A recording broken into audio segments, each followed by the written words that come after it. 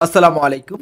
সাম্প্রতিক সকল পরীক্ষা প্রস্তুতির জন্য ভাষা আন্দোলন ভিত্তিক গুরুত্বপূর্ণ সাধারণ জ্ঞানগুলি দেখার জন্য আপনাকে স্বাগতম। যেহেতু ভাষার মাস চলছে, তাই আজকের টিউটোরিয়ালটি সাম্প্রতিক সময়ে যারা বিভিন্ন পরীক্ষার জন্য প্রস্তুতি নিচ্ছেন তাদের জন্য খুবই গুরুত্বপূর্ণ হবে। মনোযোগ দিয়ে দেখবেন, সাথে থাকবেন। চলুন শুরু করা যাক। আমরা প্রথমে ভাষা আন্দোলন ভিত্তিক প্রশ্নোত্তরগুলি দেখব। প্রথম প্রশ্নটি হচ্ছে, পাকিস্তানে কত শতাংশ মানুষ বাংলাভাষী ছিল? পাকিস্তানে ৫৬% মানুষ বাংলাভাষী ছিল। ভাষা আন্দোলনের প্রথম পর্যায়ে পূর্ববঙ্গের মুখ্যমন্ত্রী কে ছিলেন? ভাষা আন্দোলনের প্রথম পর্যায়ে পূর্ববঙ্গের মুখ্যমন্ত্রী ছিলেন খাজা নাজিম উদ্দিন। কিসের ভিত্তিতে পূর্ব বাংলায় ভাষা আন্দোলন হয়েছিল? পূর্ব বাংলায় ভাষা আন্দোলন হয়েছিল বাঙালি জাতীয়তাবাদের ভিত্তিতে। বাঙালি জাতীয়তাবাদের মূল ভিত্তি কি? বাঙালি জাতীয়তাবাদের মূল ভিত্তি হল ভাষা ও সংস্কৃতি। রাষ্ট্রভাষার আন্দোলন অঙ্কুরিত হয় 1947 সালে। মহিরুহে পরিণত হয় কত সালে?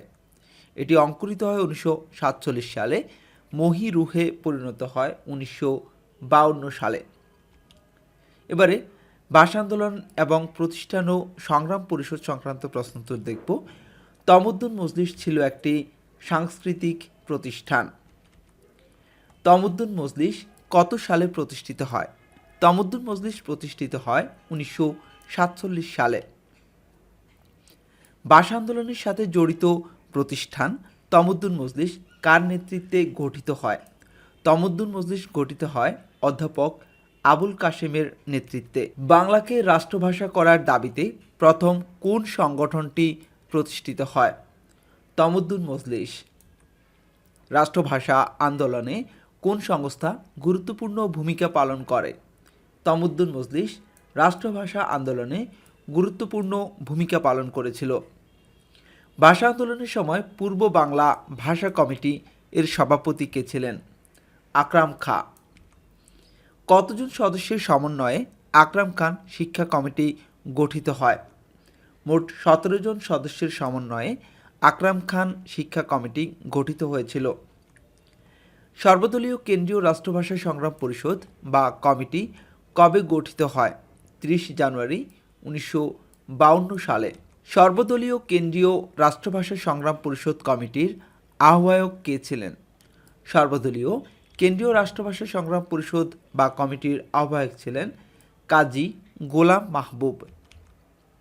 কে প্রথম পাকিস্তান শাসনতান্ত্রিক পরিষদের ধারা বিবরণীতে বাংলা ভাষা ব্যবহারের দাবি করেছিলেন? ধীরেন্দ্রনাথ দত্ত। কখন বাংলা ভাষাকে রাষ্ট্রভাষার মর্যাদা দেওয়ার দাবিতে প্রথম ধর্মঘট হয়? 11 মার্চ 1948 সালে। 1948 থেকে 1952 সালের ভাষা আন্দোলনের সময়ের প্রতি বছর ভাষা দিবস বলে যে দিনটিকে পালন করা হতো সেটি হচ্ছে 11 মার্চ। 1948 সালের 21 মার্চ ঢাকার রেস কোর্স ময়দানে তৎকালীন পাকিস্তানের একজন নেতা ঘোষণা করেন উর্দু এবং একমাত্র উর্দুই হবে পাকিস্তানের রাষ্ট্রভাষা। প্রশ্ন হচ্ছে, কে এই নেতা? তিনি হচ্ছেন মুহাম্মদ আলী জিন্নাহ। 1952 সালে পূর্ব বাংলার মুখ্যমন্ত্রী ছিলেন নুরুল আমিন। ভাষা আন্দোলনের সময় পাকিস্তানের প্রধানমন্ত্রী কে ছিলেন? খাজা নাজিম উদ্দিন। 1952 সালে ভাষা আন্দোলনের সময় পাকিস্তানের গভর্নর জেনারেল কে ছিলেন? মালিক গোলাম মোহাম্মদ। জাতির পিতা বঙ্গবন্ধু শেখ মুজিবুর রহমান কর্তৃক রচিত 52 দিনগুলিতে কারাগারে অনশনরত বঙ্গবন্ধুর সঙ্গী কে ছিলেন? মহিউদ্দিন আহমদ। 1952 সালের 21 ফেব্রুয়ারি বাংলা কত সাল ছিল? 1952 সালের 21 ফেব্রুয়ারি ছিল বাংলা 1358 খ্রিস্টাব্দ। 1952 সালের 21 ফেব্রুয়ারি বাংলা কত তারিখ ছিল? 8ই ফাল্গুন। 1952 সালের 21 ফেব্রুয়ারির কী বার ছিল? 1952 সালের 21 ফেব্রুয়ারি ছিল বৃহস্পতিবার। 1952 সালের 21 ফেব্রুয়ারির প্রথম শহীদ কে? 21 ফেব্রুয়ারির প্রথম শহীদ ছিলেন রফিক। 1952 সালের ভাষা আন্দোলনে শহীদ আবুল বরকতের ডাকনাম কী ছিল?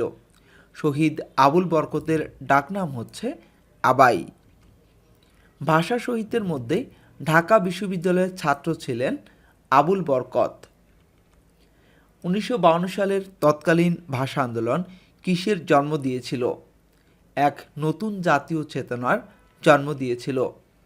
21শে ফেব্রুয়ারি প্রথম শহীদ দিবস পালিত হয় 1953 সালে। কত সালে বাংলা ভাষাকে সাংবিধানিকভাবে রাষ্ট্রভাষা হিসেবে স্বীকৃতি দেওয়া হয়? 1956 সালে। এবার বাংলা ভাষা সংক্রান্ত এবং বাংলা একাডেমি সংক্রান্ত গুরুত্বপূর্ণ সাধারণ জ্ঞানগুলি দেখব। ভাষা আন্দোলনের ফলে কোন প্রতিষ্ঠানটি সৃষ্টি হয়? ভাষা আন্দোলনের ফলে বাংলা একাডেমি সৃষ্টি হয়েছিল। বাঙালি জাতিসত্তার প্রতীক কী? বাঙালি জাতিসত্তার প্রতীক হচ্ছে বাংলা একাডেমি। বাংলা একাডেমি প্রতিষ্ঠিত হয় কখন? বাংলা একাডেমি প্রতিষ্ঠিত হয় 3 ডিসেম্বর 1955 সালে। বাংলা একাডেমির প্রথম মহাপরিচালক কে ছিলেন? বাংলা একাডেমির প্রথম মহাপরিচালক ছিলেন অধ্যাপক মাজহারুল ইসলাম। বাংলা একাডেমির প্রথম নারী মহাপরিচালক কে? ডক্টর নীলিমা ইব্রাহিম। বাংলা একাডেমির মূল ভবনের নাম কী ছিল? বাংলা একাডেমির মূল ভবনের নাম ছিল বর্ধমান হাউস।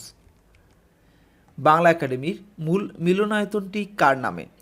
এটি হচ্ছে আব্দুল করিম সাহিত্য বিশারদের নামে।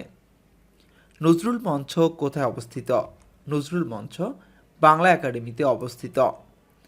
বাংলা একাডেমিতে ভাষা আন্দোলনের শহীদদের স্মরণে নির্মিত ভাস্কর্যের নাম কি?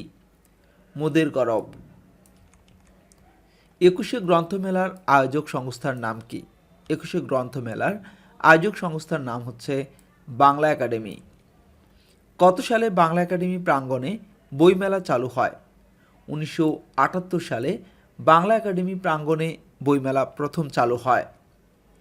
বাংলা একাডেমি কত সালে হীরক জয়ন্তী উদযাপন করেছিল? 2015 সালে বাংলা একাডেমি হীরক জয়ন্তী উদযাপন করেছিল। এবারে ভাষা আন্দোলন এবং শহীদ মিনার সংক্রান্ত প্রশ্নোত্তর দেখব। অমর একুশে ভাস্কর্যটি কোথায় অবস্থিত? এটি জাহাঙ্গীরনগর বিশ্ববিদ্যালয়ে অবস্থিত। বাংলাদেশের বাইরে বিশ্বের প্রথম মাতৃভাষা স্মৃতিসৌধটি নির্মিত হয় কোথায়? এটি নির্মিত হয় সিডনি, অস্ট্রেলিয়া। 1952 সালের কোন তারিখে প্রথম শহীদ স্মৃতি স্তম্ভটি তৈরি করা হয়? 23শে ফেব্রুয়ারি। ঢাকার কেন্দ্রীয় শহীদ মিনার কে উন্মোচন করেন? ঢাকার কেন্দ্রীয় শহীদ মিনার উন্মোচন করেন শহীদ বরকতের মা। কেন্দ্রীয় শহীদ মিনারের স্থপতি কে? কেন্দ্রীয় শহীদ মিনারের স্থপতি হচ্ছেন হামিদুর রহমান।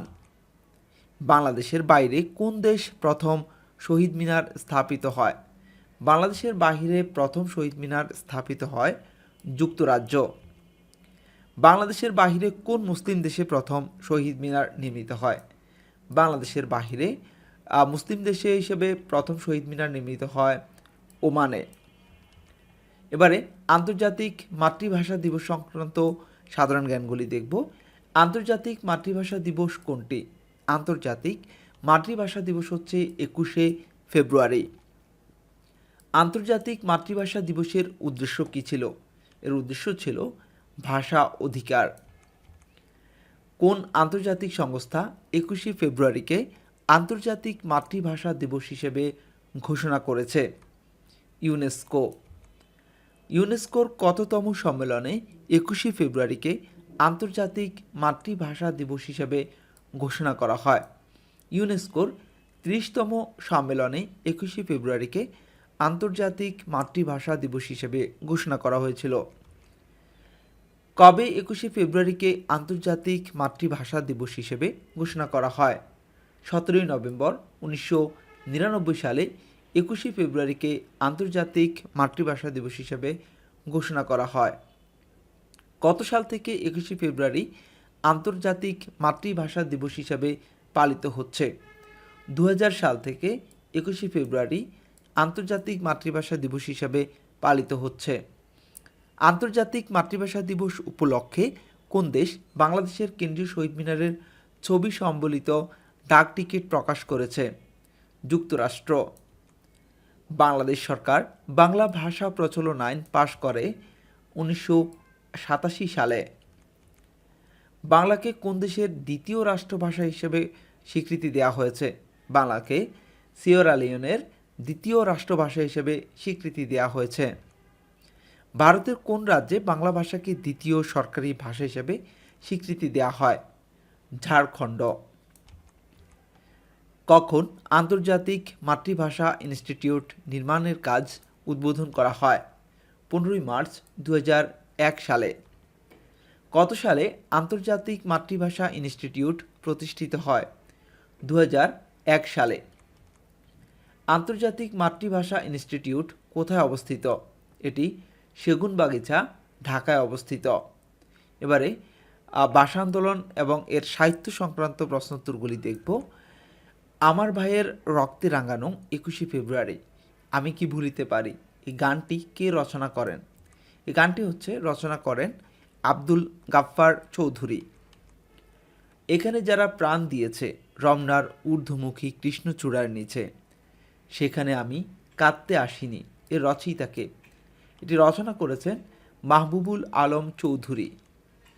অমর একুশের প্রথম সাহিত্য সংকলন 21শে ফেব্রুয়ারি সম্পাদনা করেন কে? হাসান আজিজুর রহমান। মোদের গরব মোদের আশা, আমরি বাংলা ভাষা, এ গানের রচয়িতাকে? এ গানের রচয়িতা হচ্ছেন অতুল প্রসাদ সেন। ভাষা আন্দোলনের ভিত্তিতে রচিত উপন্যাস কোনটি? ভাষা আন্দোলনের ভিত্তিতে রচিত উপন্যাস হচ্ছে আরেক ফাল্গুন। ভাষা আন্দোলনের উপর আঁকা প্রথম ছবি রক্তাক্ত 21, এর চিত্রশিল্পীকে? রক্তাক্ত 21-এর চিত্রশিল্পী হচ্ছেন মর্তুজা বশির। আমার ভাইয়ের রক্তে রাঙানো গানটির বর্তমান সুরটির পরিচালককে? এই গানটির বর্তমান সুরটির পরিচালক হচ্ছেন আলতাফ মাহমুদ। আজ এ পর্যন্তই ছিল। এতক্ষণ পর্যন্ত যারা সাথে ছিলেন আপনারা দেখেছেন যে প্রশ্নগুলি খুবই গুরুত্বপূর্ণ ছিল, বিভিন্ন পরীক্ষায় আসার মতো প্রশ্ন, এবং ইতিমধ্যেই প্রশ্নগুলি বিভিন্ন পরীক্ষায় এসেছে এমন প্রশ্নগুলি এগুলি সংকলন করা হয়েছে। এগুলি সংকলন করা হয়েছে কারেন্ট অ্যাফেয়ার্স থেকে। আপনারা এতক্ষণ পর্যন্ত যারা মাই ক্লাসরুমের সাথে ছিলেন সবাইকে অসংখ্য ধন্যবাদ। আসসালামু আলাইকুম।